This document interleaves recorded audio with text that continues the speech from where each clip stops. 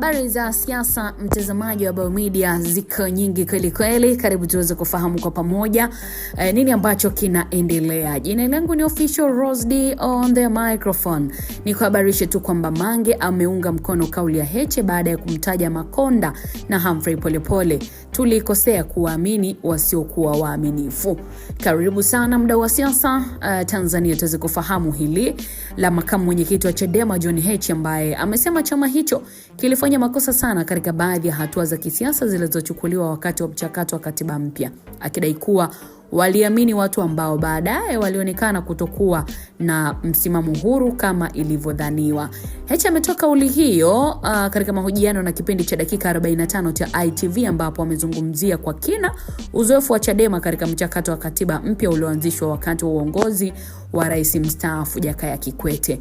Na kwa mujibu wa Heche ni kwamba Chadema iliingia katika kile alichokiita mtego wakati wa mchakato huo baada ya baadhi ya watu kuwasilishwa kama wawakilishi huru kutoka katika taasisi za kiraia na za dini. Lakini pia Heche amedai kuwa baadhi ya watu hao walikuwa na uhusiano na Chama cha Mapinduzi, jambo ambalo kwa mtazamo wake liliathiri sana mchakato huo. Na katika maelezo yake pia Heche amewataja Humphrey Polepole pamoja na Paul Christian Makonda kama miongoni mwa watu ambao aliwasema walishiriki katika mchakato huo kupitia taasisi binafsi za kidini, huku akionekana kama watu wasiokuwa na vyama vya siasa.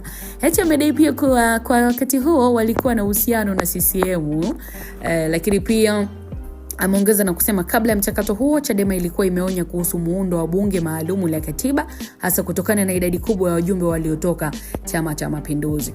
Kwa sasa mtazamo wa chama hicho, muundo huo ungeweza kufanya iwe vigumu kupatikana kwa katiba ambayo ingeakisi matakwa ya Watanzania wote.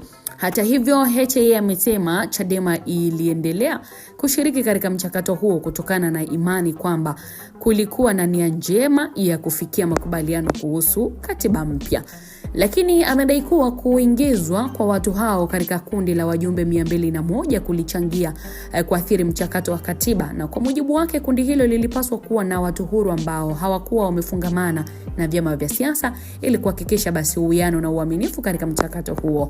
Na Heche amezungumzia pia hatua nyingine ambayo amesema Chadema ilijifunza kutokana nayo, na ametaja mazungumzo kati ya chama hicho na serikali yaliyofanyika baada ya Freeman Mbowe aliyekuwa mwenyekiti wa Chadema wakati huo kukamatwa na kufunguliwa kesi ya ugaidi. Kwa mujibu wa Heche, baada ya Mbowe kuachiliwa, viongozi wa Chadema walifikia Ikulu na kuunda timu za mazungumzo zilizokuwa na wajumbe 5 kutoka CCM na 5 kutoka Chadema, na mazungumzo hayo yaliendelea kwa takribani mwaka mmoja.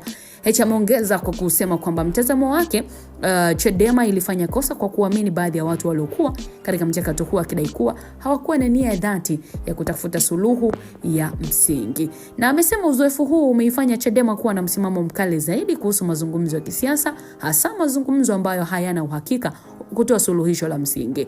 Kauli ya Heche ni sehemu ya mjadala mpana kuhusu uzoefu wa Chadema katika michakato mbalimbali ya kisiasa na mazungumzo ya serikali. Madai anayoyatoa ni mtazamo wake tu kuhusu matukio hayo, na wahusika waliotajwa wanaweza kutoa maelezo yao kuhusu hoja hizo. Je, kuna ukweli ama amejiamulia mambo?